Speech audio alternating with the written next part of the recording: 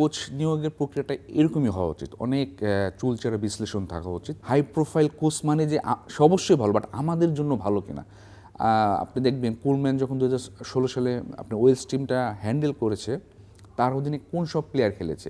একটা ন্যাশনাল টিমের কোচ সারা বছর হয়তো 4টা উইন্ডো আছে, ফিফা উইন্ডো, সে খুব হইলেও আপনার 25 দিন ট্রেনিং করাইতে পারে। গ্যারেথ বেলের মতো প্লেয়ার না, আমার হাতে র্যামসের মতো প্লেয়ার নেই, আমার হাতে হামজা আছে বা সামিত সোমের মতো প্লেয়ার আছে, তাদেরকে বা লেফট ব্যাকে আমাদের এখন জায়ান্টকে আমরা দেখতেছি খুব ভালো করতেছি। আপনাদের সাথে আছি আমি তৌহিদুল ইসলাম, আর আমার সঙ্গে রয়েছেন বাংলাদেশ জাতীয় ফুটবল দলের সাবেক ফুটবলার, সাবেক ক্রীড়া সাংবাদিক এবং বর্তমানে Fortis FC team manager Rashedul ইসলাম।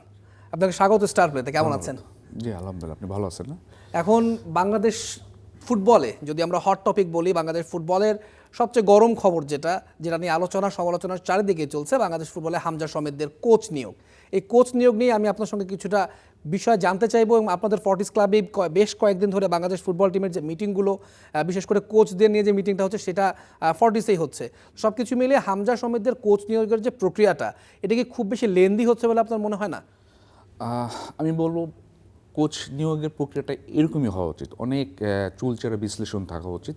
আপনি যদি তাড়াহুড়া করেন, ভুল নিয়োগ হওয়ার সুযোগ আছে। হ্যাঁ, তো এভাবে সময় নিয়ে আরও কীভাবে গভীরভাবে পর্যবেক্ষণ করা যায়, আমরা কোন সব কোচ আবেদন করেছেন, আমরা তাদেরকে কেন যোগ্য মনে করতেছি, কেন যোগ্য মনে করতেছি না, এই বিষয়গুলো অবশ্যই আরও সুনির্দিষ্টভাবে বিচার বিশ্লেষণ করা উচিত। আরেকটা বিষয়, ফটেজে যে মিটিংগুলো হচ্ছে, ওগুলোর সাথে তো আসলে আমাদের ক্লাবের সম্পৃক্ততা নাই, আমরা জাস্ট গণমাধ্যম থেকেই জানতে পারতেছি যে আমাদের ফটেজে এরকম মিটিং হচ্ছে বা এখানে কোচ নিয়ে আলোচনা হচ্ছে। এর সঙ্গে আসলে ক্লাবের খুব বেশি সম্পৃক্ততা নেই বা ক্লাবের মানুষ হিসেবে। আমি আসলে রিলেট করার জন্য বলেছিলাম বিষয়টা। আরেকটা বিষয়, কোলম্যান এবং যে বেয়ার্ন স্টর্ক, এই দুজনকে নিয়ে বর্তমানে আলোচনাটা হচ্ছে। আপনি সাবেক ফুটবলার ছিলেন, আপনি খেলাধুলা নিয়ে দীর্ঘদিন কাজও করেছেন। আপনার মতে বাংলাদেশের যে প্রেক্ষাপট, সেই প্রেক্ষাপটে এ দুজনের মধ্যে কাকে আপনি এগিয়ে রাখবেন? অবশ্যই ক্রিস কোলম্যানকে এগিয়ে রাখবো। এটা শুধু যে তার হাই প্রোফাইল কোচ সেজন্যই নয়, তার বয়সটাও কম ব্রেন স্ট্রকের চেয়ে। কোলম্যানের বয়স 55 আর ব্রেন স্ট্রকের সম্ভবত 64। তো আমাদের দেশে কাজ করতে গিয়ে প্লেয়ারদের সঙ্গেও মাঠে অনেক কিছু মানে টেকনিক্যাল আর ট্যাকটিক্যাল বিষয়ে প্লেয়ারদেরকে মানে ডেমনস্ট্রেশন করে দেখাতে হয়। সেই ক্ষেত্রে অবশ্যই কোলম্যানে গিয়ে থাকবে। আর তার যদি প্রোফাইল দেখেন, সে ওয়েলসকে 2016 সালে যে ইউরোর কোয়ার্টার ফাইনাল পর্যন্ত নিয়ে গেছে, এটা দারুণ একটা ব্যাপার বাংলাদেশের ফুটবল কোচ নিয়োগের ক্ষেত্রে। এটা একটা মাইলফলক হতে পারে, বাট এটাও মাথায় রাখতে হবে যে হাই প্রোফাইল কোচ মানে যে সে অবশ্যই ভালো, বাট আমাদের জন্য ভালো কিনা। আপনি দেখবেন কোলম্যান যখন 2016 সালে আপনি ওয়েলস টিমটা হ্যান্ডেল করেছে, তার অধীনে কোন সব প্লেয়ার খেলেছে। আপনার রিয়াল মাদ্রিদের প্লেয়ার ছিল, র্যামসি আর্সেনালের প্লেয়ার ছিল, আদার্স যারা প্লেয়ার ছিলেন তারাও সবাই ইংলিশ লিগে খেলা প্লেয়ার। হ্যাঁ, তো এই ধরনের প্লেয়ার নিয়ে কাজ করা আর আমাদের টিমে, বাংলাদেশ টিমে সে কাদের নিয়ে কাজ করছে, তো এটা একটা অনেক বড় একটা পার্থক্য। ঠিক আছে, স্টর্ক তো দীর্ঘদিন থেকে আলোচনার বাইরে ছিলেন। বাফুফে যে শর্ট লিস্ট করেছেন, সেই শর্ট লিস্টে স্টর্কের নাম ছিল না, আমরা যতটুকু জানতে পেরেছি। তো কোনো কারণ ছাড়া বা কোলম্যানের সঙ্গে যে আলোচনা চলছিল, সেই দর কষাকষিতে বনিবনা না হওয়ার কারণে কি নতুন করে স্টর্কের সঙ্গে আবার যোগাযোগ করার চেষ্টা? এটা একটা কারণ হতে পারে। আবার আমার কাছে মনে হইতেছে একটা অন্য কোচদের মনোযোগ ঘুরাই দেওয়া একটা কারণ হতে পারে, একটা মাইন্ড গেম, যে তোমাদের কারোর সঙ্গে আমার বনিবনা হলো না, আমি নতুন কাউকে দেখি। এটাও একটা কারণ হইতে পারে। আমরা যে আপনি খেয়াল করে দেখবেন, যেসব কোচদেরই আপনার ইন্টারভিউ চলতেছে, এটা কিন্তু গণমাধ্যমে চলে যাচ্ছে। সুতরাং সেই নিউজগুলো তাদের কাছেও পৌঁছে যাচ্ছে, যে কোনো মাধ্যমে, তার এজেন্সি, তার এজেন্ট বলেন বা বিভিন্ন গণমাধ্যমে তার কাছে চলে যাচ্ছে। সুতরাং যখন একজন কোচ দেখবে যে না আরেকজন নতুন কোচ দৃশ্যপটে ঢুকে পড়েছে, সুতরাং তার জন্য দর কষাকষির জায়গাটাও কমে যাবে। তো এটা একটা মাইন্ড গেম হতে পারে। সেখান থেকে বাফুফে কিছুটা লাভবান হওয়ার সুযোগ আছে, মাইন্ড গেম হতে পারে। কোলম্যান যে মাপের কোচ, সাধারণত এই ধরনের কোচ যারা ইউরোপে কাজ করে থাকেন, তারা তার ফুল সেটআপ নিয়ে সাধারণত কাজ করেন। যে কোনো কোচের জন্য উনি এখানেও সেই বিষয়টা উল্লেখ করেছেন এবং সেই জায়গায় বাফুফের আপত্তি, মূলত সেই জায়গায় বাজেটের সমস্যাটা দেখা দিয়েছে। এখন বর্তমানে বাফুফে বলছেন, সভাপতি বলেছেন, বাজেটের দিকে তারা তাকাতে চান না, তারা বেস্ট অপশনটাই চুজ করতে চান। তো সেক্ষেত্রে এখন বর্তমানে কোলম্যানের কাছে সমস্যাটা কি হতে পারে বলে আপনার মনে হয়, যেহেতু তারা তাকে ছেড়ে আরেকজনের সঙ্গে যোগাযোগ করছে? ভিতরে বিষয়গুলো তো আমাদের বাইরে থেকে বোঝার কোনো সুযোগ নাই, বাট আজকে কিন্তু দৃশ্যপটটা কিন্তু অনেকটা বদলে গেছে। আপনি হয়তো জানেন যে আমাদের শর্ট লিস্টে আছেন এমন একজন কোচ, গায়ানা ন্যাশনাল টিম থেকে পদত্যাগ করেছেন, সে টমাস ঢুলি। সাবেক আমেরিকান ক্যাপ্টেন, আমেরিকান ফুটবল টিমের ক্যাপ্টেন। সে আমাদের এশিয়াতেও কাজ করেছে, ফিলিপাইনকে প্রথমবারের মতো এশিয়ান কাপে নিয়ে গেছে। সে এটা বেশ বিষয়টা কাকতালীয় হতে পারে, আবার কাকতালীয়, শুধু কাকতালীয় বললেও ভুল হবে। এমন একটা সময় সে গায়ানা ন্যাশনাল টিম থেকে মানে পদত্যাগ করলেন, যখন গায়ানা তার অধীনে খুব ভালো করতেছিল। গতকালই এই পদত্যাগটা করছে। সে কিন্তু বাংলাদেশ জাতীয় দলের শর্ট লিস্টেও আছে। চাইলে দর্শকরা, ফ্যানরা দুয়ে দুয়ে চার মিলাতেও পারে। মেলাইতেই পারে। আমি শুধু বিষয়টাকে কাকতালীয় ভাবতে চাই না। এটা অবশ্যই একটা পিছনে একটা এই ধরনের একটা কারণ থাকাটাই স্বাভাবিক। বাফুফেরও প্রথম থেকে চাওয়া ছিল, তারাও চাচ্ছিল এশিয়ায় যারা কাজ করেছেন এমন কোচকে তারা প্রাধান্য দিতে চাচ্ছিলেন। এর পেছনে অবশ্য যুক্তিও তারা দেখিয়েছেন যে এখানকার খাদ্যাভ্যাস, ফুটবলারদের নেচার সবকিছু মিলে তারাও চায় যে এই দিকটা তারা মাথায় রাখবেন। তো সেই জায়গা থেকে কি এখন ডুলিকেও আপনার মনে হচ্ছে যে দৃশ্যপটে তিনি হাজির হতে পারেন? আমার মনে হয় স্ট্রংলি সে এখন দৃশ্যপটে আছে স্ট্রংলি। বিষয়টা এতটা কাকতালীয় না যে হুট করে একটা টিমে আমি 9 মাস কাজ করছিলাম, খুব ভালো করতেছিলাম, হুট করে আমি পদত্যাগ করলাম এতটা, এবং এই একই সময় বাংলাদেশ টিমের সেই শর্ট লিস্টেও আছে। সুতরাং আপনি শুধু কাকতালীয় ভাবতে নারাজ, এটা অবশ্যই একটা কারণ থাকতে পারে, থাকলেও থাকতে পারে। এবং ডুলি আমি দেখছি ফিলিপাইনে সে তো খুব দারুণ কাজ করছে, ফিলিপাইনকে এশিয়ান কাপে নিয়ে গেছেন, যদিও স্যাক হয়েছে, পরে আবার রিটার্ন করেছেন, তখন স্যাক। এটাই ফুটবলের কোচদের চাকরির ডেসক্রিপশনটা এরকম, কখনো স্যাক হচ্ছে, কখনো আবার নিয়োগ পাচ্ছে, এরকম বিষয়টা। বাংলাদেশের কোচের জায়গা থেকে যদি একটু ফুটবলের দিকে মনোযোগ দিতে চাই, ফুটবলাররা কিছুদিন আগেও আমরা দেখেছি কিছু কিছু ফুটবলার, সাবেক ফুটবলার, তারাও মন্তব্য করেছেন যে বিদেশি বা প্রবাসী যারা ফুটবলার রয়েছেন বংশোদ্ভূত, তাদের যদি আধিক্য হয় সেক্ষেত্রে দেশের ফুটবলার যারা রয়েছেন তারা দেশে খেলছেন, তাদের সংখ্যাটা কমবে বা তাদের জায়গাটা কমে আসার কারণে আগ্রহের জায়গা থেকে তারা অনেকটা পিছিয়ে যাবে। এই বিষয়টা একজন সাবেক ফুটবলার হিসেবে আপনি কীভাবে দেখেন? আমি আসলে প্রবাসী বা স্থানীয় এভাবে ভাবতে নারাজ। বাংলাদেশের পাসপোর্ট আছে, বাংলাদেশের হয়ে যারা খেলার জন্য এলিজিবল তারা সবাই আমাদের প্লেয়ার। কে আমরা যদি এখনও যদি হামজাকে বলি প্রবাসী, হামজাকে আর কী করে প্রমাণ করতে হবে যে সে আমাদের দেশের প্লেয়ার? জামাল বেগ আর কী করতে হবে? তারেক কাজীকে আর কী করতে হবে যে সে আমাদের দেশের প্লেয়ার? সুতরাং বাংলাদেশের পাসপোর্ট আছে এবং যারা বাংলাদেশে খেলতে এলিজেবল তারা সবাই আমাদের প্লেয়ার। সেক্ষেত্রে তো আর সুতরাং সংখ্যা কমানো আর বাড়ানোর কোনো সুযোগই নেই। কাছ থেকে ফুটবলটা দেখছেন, ফর্টিসের হয়ে কাজও করছেন। জুনের প্রথম সপ্তাহে বাংলাদেশের আসলে সান মারিনোর সাথে একটা ফ্রেন্ডলি ম্যাচ খেলার কথা। তো সেই জায়গায় আর মাত্র 20 থেকে 25 দিন সময় বাকি হাতে, যদি আমরা গুনতে চাই হয়তোবা 1-2 দিন বেশি কম বেশি হবে। তো সেই জায়গায় নতুন কোচ এখন পর্যন্ত চুক্তি হয়নি, 15 তারিখে চুক্তি হওয়ার কথা। চুক্তি হলে তিনি দেশে আসবেন। দেশে এসে এই যে ফ্রেন্ডলি ম্যাচটা, এটার জন্য আসলে তার জন্য সময়টাকে পর্যাপ্ত হবে?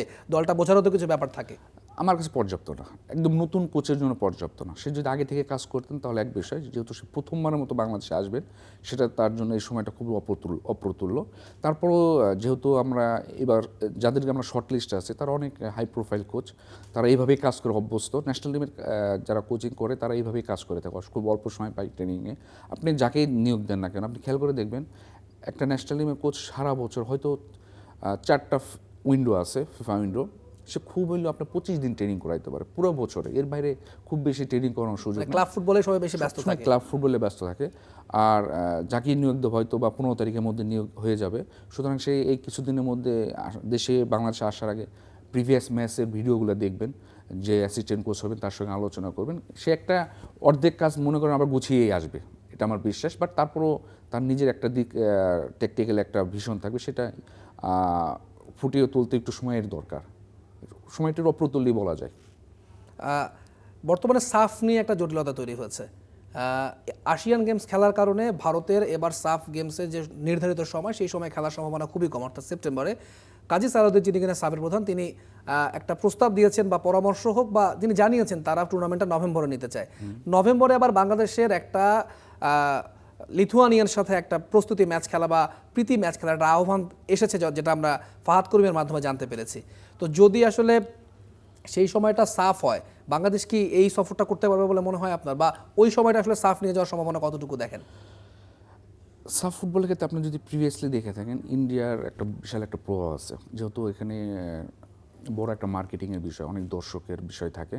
যারা এই মার্কেটিংয়ের সাথে দায়িত্বে থাকেন তারা প্রথমে এই শর্তটাই দেন যে ইন্ডিয়ার সুবিধামতো টুর্নামেন্ট আয়োজন করতে হবে, আপনি প্রিভিয়াসলি যদি দেখে থাকেন। বাট একই সঙ্গে যদি নভেম্বরে সাফ ফুটবল চলে যায়, একই সময় যদি লিথুনিয়ার সঙ্গে আমাদের প্র্যাকটিস ম্যাচ খেলারও সুযোগ থাকে, আমি বলবো লিথুনিয়া ম্যাচটা হাতছাড়া করার সুযোগ রাখা উচিত না। সেখানে আমাদের 23 ন্যাশনাল টিমকে পাঠানো যেতে পারে, যদি সেই একই সময় যদি কনজাস্টেড হয়ে যায়, একটা টিমকে সাফ আর একটা টিমকে আমরা লিথুনিয়ার সঙ্গে ম্যাচ খেলাতে পারি। সবগুলো সুযোগই কাজে লাগানো উচিত। আপনি যদি অন্য অন্য দেশগুলো দেখেন, তারা কিন্তু ফিফা উইন্ডোতে আন্ডার 23 টিমকে মানে প্র্যাকটিস ম্যাচ খেলাচ্ছে।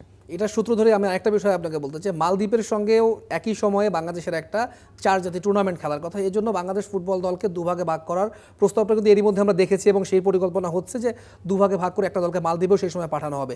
সেই ক্ষেত্রে বাংলাদেশ দলের সক্ষমতা কতটুকু, আর তাতে করে যারা তরুণ খেলোয়াড় রয়েছে তাদের সম্ভাবনা কতটুকু বাড়বে? আমি ন্যাশনাল টিমকে 2 ভাগে ভাগ করার পক্ষে না। একটা ন্যাশনাল টিম আমি আগে ডিসিশন নেব আমি কোথায় পাঠাবো, সেটা কি সান মেরিনোর সঙ্গে ফ্রেন্ডলি ম্যাচ খেলতে পাঠাবো, না মালদ্বীপে চার্জেস টুর্নামেন্ট খেলতে পাঠাবো। যদি আমি সান মেরিনোতে ন্যাশনাল টিমকে পাঠাই, আমি মালদ্বীপে অনূর্ধ্ব 23 জাতীয় দলকে পাঠানোর পক্ষে, কারণ আমাদের তো একটা ভিতও তৈরি করতে হবে সেকেন্ড ন্যাশনাল টিম কারা বা ন্যাশনাল টিমে কারা খেলতে যাচ্ছে। সুতরাং আমি আপনাকে একই সময়ে কিন্তু আপনি প্রায় 40 থেকে 45 জন প্লেয়ার দেখার সুযোগ পাচ্ছেন। ইভেন যারা এখন ন্যাশনাল টিমের দৃশ্যপটের বাইরে চলে গেছে, বয়স হয়েছে, আমি মনে করি না 2 টিমের কারো এই 2 টিমের এক টিমে থাকার সুযোগ থাকা উচিত। আমাদের ভবিষ্যৎ ন্যাশনাল টিম নিয়ে ভাবা উচিত। মানে আপনার কথা, যারা একদমই তরুণ নতুন ফুটবলার যারা উঠে আসছেন তাদেরকে এখানে সুযোগ দিয়ে সম্ভাবনাময় মানে সম্ভাবনা সুযোগ দেওয়া উচিত, এবং তাদের একই সঙ্গে তারা এই লিগে পারফর্ম করতেছে, দুইটাই সমন্বয় করতে হবে। আমি কোট আনকোট করে ফ্যানদের কথা তুলে ধরে একটা কোশ্চেন করতে চাই। বর্তমান ফুটবলে সিন্ডিকেট নিয়ে অনেক বেশি কথা হচ্ছে, এবং এখন একটা প্রশ্ন নতুন করে মাথা চাড়া দিচ্ছে, বাংলাদেশের ফুটবল কোচ হয়ে যেই আসুক, যত বড় নামই আসুক, তারা তো আর মাঠ পর্যায়ে গিয়ে সাধারণত ফুটবলার সিলেক্ট করেন না।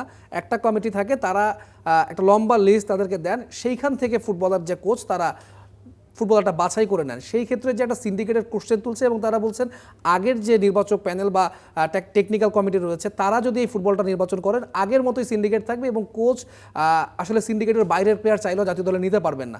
এই বিষয়টা আপনি কিভাবে দেখেন, বা আসলে এই সিন্ডিকেটের গল্পটা কতটুকু সত্য? ফুটবলে হেড কোচ সর্বসভা, হেড কোচ চাই না এমন প্লেয়ার থাকার সুযোগ আছে বলে আমি মনে করি না।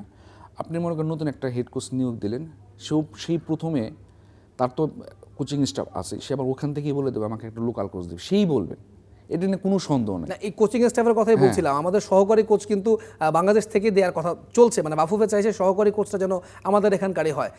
সেই ক্ষেত্রে তারা যুক্তি দিচ্ছেন যে এখানকার সহকারী কোচ হলে তারা ফুটবলারদের চেনেন, ফুটবলারদের অভ্যাস জানেন, কোন জায়গা থেকে ফুটবলার নিতে হবে তারা ভালো বুঝতে পারবেন, একজন বাইরে থেকে এসে যতটুকু না বুঝতে পারবেন। এই যুক্তি দিয়ে কিন্তু বাফুফেও চাচ্ছে যে দেশি সহকারী কোচ রাখার ক্ষেত্রে তারা আগ্রহী। কোনো হেড কোচ যদি বিদেশি তার নিজস্ব সহকারী কোচ রাখতে চায়, ওয়েলকাম, বাট একই সঙ্গে সাধারণত হেড কোচরা একজন স্থানীয় কোচকে চাই। এটাকে আপনি সে তো সঙ্গে থাকেই, হ্যাঁ, একজনকে দিতেই হবে, সে আপনি যাকেই দেন, কারণ সে তারই একটা রিকোয়ারমেন্ট থাকবে, আমাকে একজন স্থানীয় সহকারী কোচ দেন। সেই ক্ষেত্রে যেটা হইতে পারে, তাকে স্থানীয় যত সম্ভাবনায় কোচ আছে, ভালো কোচ আছেন, তাদের সিভি প্রোভাইড করতে পারে, সে নিজে ইন্টারভিউ নিতে পারেন যে কে আমার জন্য পারফেক্ট। আমি নিজে থেকে মানে জোর করে কাউকে না দিয়ে তাকে আমরা সিভি প্রোভাইড করলাম, সে কাকে বেছে নেয় সে নিতে পারে ইন্টারভিউর মাধ্যমে। সেই জায়গায় একটা স্বচ্ছতা রাখার সুযোগ আছে, অবশ্যই সুযোগ আছে। কোচ চাইলে তার পছন্দ মতো একজন সহকারী নিয়ে নিতে পারে। ফুটবলার বাছাই করার প্রক্রিয়াটা ওইভাবে সম্পন্ন করে আপনি বলতে চাচ্ছেন। আপনি ফর্টিস এফসি টিম ম্যানেজার হিসেবে কাজ করছেন। এফসি কাপে ফর্টিস এফসি খেলার একটা আহ্বান পেয়েছে যতটুকু জানতে পেরেছি, এবং আপনাদের প্রস্তুতি কেমন, বা আপনারা কি খেলতে চান, অথবা গেলে আপনাদের দলটা কেমন হবে? এখন পর্যন্ত যেটা হয়েছে, আমরা এফসি ক্লাব লাইসেন্সিংয়ের স্বীকৃতি পাইছি। সুতরাং যদি আমরা এফসি কাপ খেলতে চাই, তার পূর্বশর্ত ক্লাব লাইসেন্স থাকে, সেটা আমরা অর্জন করছি। কিন্তু আপনি দেখবেন যে আমরা এখন লিগের পয়েন্ট টেবিলে 3য় স্থানে আছি। একটু এখানে আমি ইন্টারাপ্ট করি আপনাকে। আপনি যতটুকু আমরা জানতে পেরেছি, বসুন্ধরা কিংস এবং আবাহনী তারা এবার এএফসি কাপটা খেলতে আগ্রহী না, সেক্ষেত্রে আপনাদের সম্ভাবনাটা বেশি দেখা যায়। সেখানে আমার আপত্তি যে আমরা অন্য 2 টিমের ব্যর্থতার সুযোগ নিয়ে খেলার সুযোগ পাচ্ছি। যদি একটা এমন হতো যে আমরা চ্যাম্পিয়ন অথবা রানার্স আপ হয়েছি, সরাসরি খেলার সুযোগ পাচ্ছে নিজেদের যোগ্যতায়, আরেকটা আছে অন্য 2 টিম যে কোনো কারণে তারা এই টুর্নামেন্টে খেলতে পারছে না, সুতরাং আমার তৃতীয় হয়েও খেলার সুযোগ আছে। সুতরাং এখানে একটু কমপ্লেক্স বিষয়, যে আমি প্লেয়ারদের সঙ্গে যে বিষয়টা, যে আমরা লাস্ট 2 ম্যাচে যদি আমরা 6 পয়েন্ট পাই, আমাদের রানার্স আপ বেশ ভালো সুযোগ আছে। আমাদের এখন সেদিকেই ফোকাস করা উচিত যে আমরা রানার্স আপে এই জন্য এফসি কাপে যেতে পারি।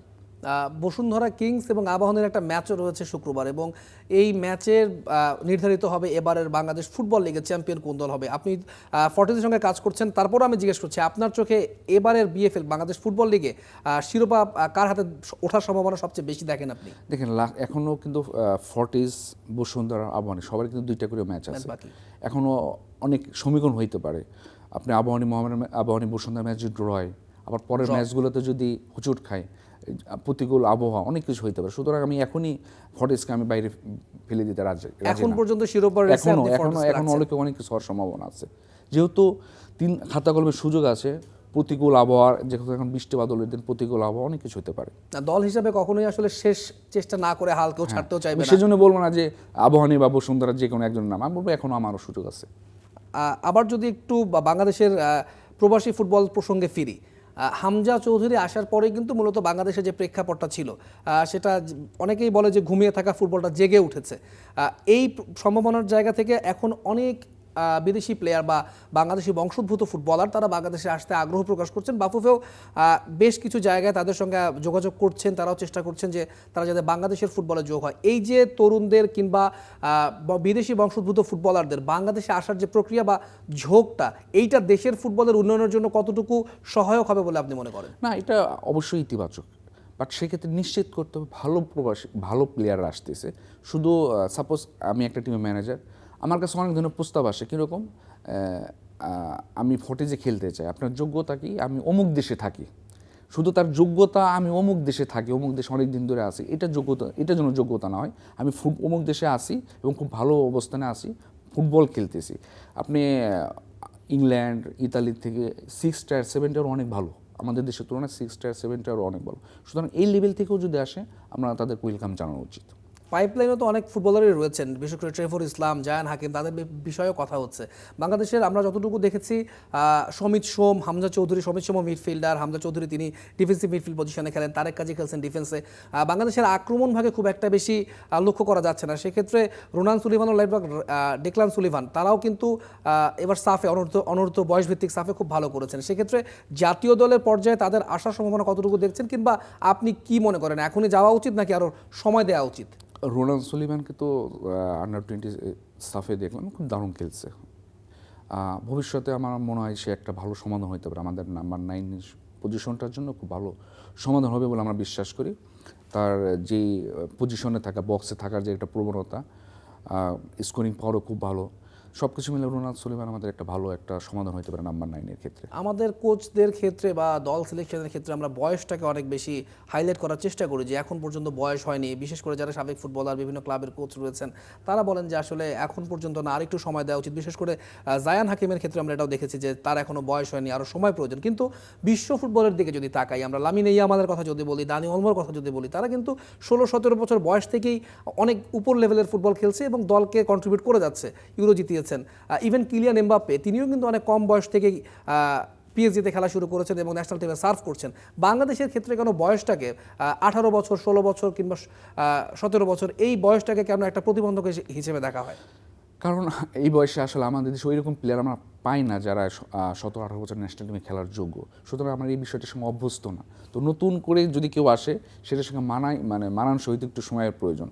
আপনি যদি সুলিমানের ক্ষেত্রে যদি আমরা ধরি, অনেক এই ধরনের একটা প্রতিবন্ধকতা সৃষ্টি হতে পারে, বাট হি হ্যাজ প্রুভড যে আমি ন্যাশনাল টিমে আমি দরজায় নক দিচ্ছি, তোমরা আমাকে ডেকে নাও।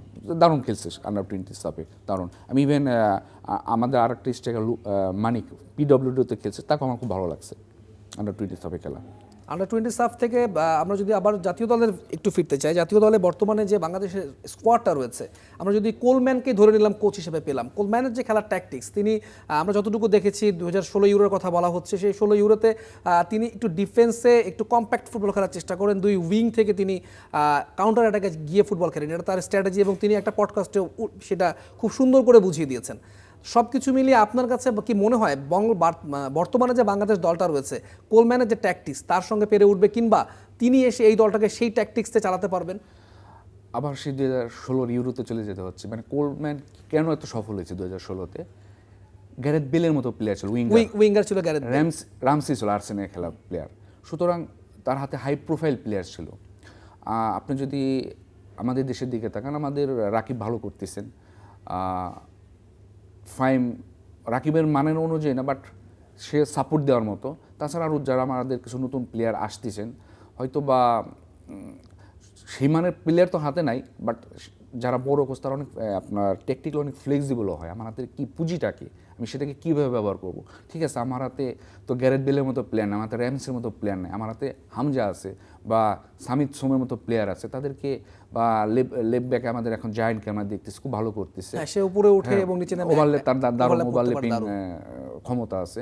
রাইট ব্যাকে যদি আমরা ওইখানে ফাহমিদুলের কথাও চিন্তা করি, সেও খুব ভালো করতেছে।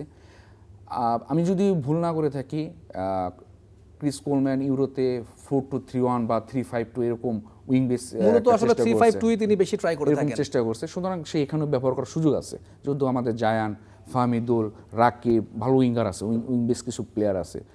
যদি রাকিব তো অলরেডি প্রুভেন উইঙ্গার, আর ফুল ব্যাক হিসেবে উইং ব্যাক হিসেবে আপনার জায়ান, ফাহমিদুল ওরাও ভালো করছে। সাদের কথাও আমি বলবো। আরেকটা বিষয় যেটা আমরা বলে থাকি, স্বাধীনতা অর্জন করার চেয়ে রক্ষা করা কঠিন। কোলম্যানদের ধরনের যারা কোচ, যারা এত বড় বড় জায়গায় কাজ করেছেন, এত নামি কোচ, তাদেরকে ধরে রাখাটাও একটু মুশকিল। একটু কম বেশি হলে বড় অঙ্কের জরিমানা দিতে হবে, এবং সে যদি তার কোনো কিছু পছন্দ না হয়, তারা কিন্তু হুট করে চাকরি ছেড়ে দেওয়ার একটা প্রবণতা আমরা খেয়াল করে থাকি। সেই ক্ষেত্রে বাফুফের পক্ষে তাকে সঠিকভাবে চালানোটা একটা চ্যালেঞ্জিং বিষয় হয়ে দাঁড়াবে। সেই জায়গায় বাফুফে কতটুকু প্রস্তুত বলে মনে হয়? তাহলে বলতে হবে ফর্টিসকে ফলো করতে হবে। সেটা কীরকম আপনি খেয়াল করে দেখবেন, আমরা আল্লাহর রহমতে 4 বছর ধরে খেলতেছি, কোনো আমাদের বিরুদ্ধে এখন পর্যন্ত কোনো এলিগেশন নেই। আপনি দেখবেন প্রত্যেকটা অনেক ক্লাবে প্রতি বছর অনেক টাকা জরিমানা দেয় বিদেশি প্লেয়ারদের ক্ষেত্রে। আমাদের ক্ষেত্রে এটা সম্ভব হয়েছে শুধুমাত্র গ্রাউন্ড ওয়ার্ক। আজকে কী হবে বা কালকে কী হবে না, 6 মাস পরে কী হইতে পারে, এই সিজন শেষে কী হইতে পারে, ফার্স্ট লেগ শেষে কী হইতে পারে। আপনি এই ধরনের ক্ষেত্রে যেটা হয়, আমার সাথে প্লেয়ার মনে করেন এখন আপনার সাথে আমার ভালো সম্পর্ক, এভরিথিং ইজ ফাইন, কিন্তু 6 মাস পরে এই সম্পর্ক নাও থাকতে পারে, বা সিজন শেষে এই সম্পর্ক নাও থাকতে পারে। সুতরাং এই যে জরিমানার যে বিষয়গুলো, সেটাকে আপনাকে মাথায় রেখে এখন আপনাকে কন্ট্রাক্ট পেপার সাজাইতে হবে। গ্রাউন্ড ওয়ার্কটা ভেরি ইম্পর্টেন্ট। বিদেশি কোচ নিয়োগ, বিদেশি প্লেয়ার নেওয়ার ক্ষেত্রে আপনি গ্রাউন্ড ওয়ার্ক করে একদম সিজন শেষে কী হইতে পারে বা ফার্স্ট লেগ শেষে কী হইতে পারে, তাকে স্যাকফুলি কী হইতে পারে, এই বিষয়গুলো মাথায় রেখেই আপনাকে এখন সেভাবে কন্ট্রাক্ট পেপার সাজাতে হবে। Very clear. রাশেদুল ইসলাম, আপনাকে অসংখ্য ধন্যবাদ আমাদের সঙ্গে যুক্ত হওয়ার জন্য। অনেক কিছু জানলাম আপনার মাধ্যমে, দর্শকরা নিশ্চয়ই অনেক কিছু বুঝতে পেরেছে বিদেশি কোচ নিয়োগের ক্ষেত্রে আসলে কী কী জটিলতা থাকে, কিংবা বাংলাদেশের পরবর্তী কোচ কে হতে পারে।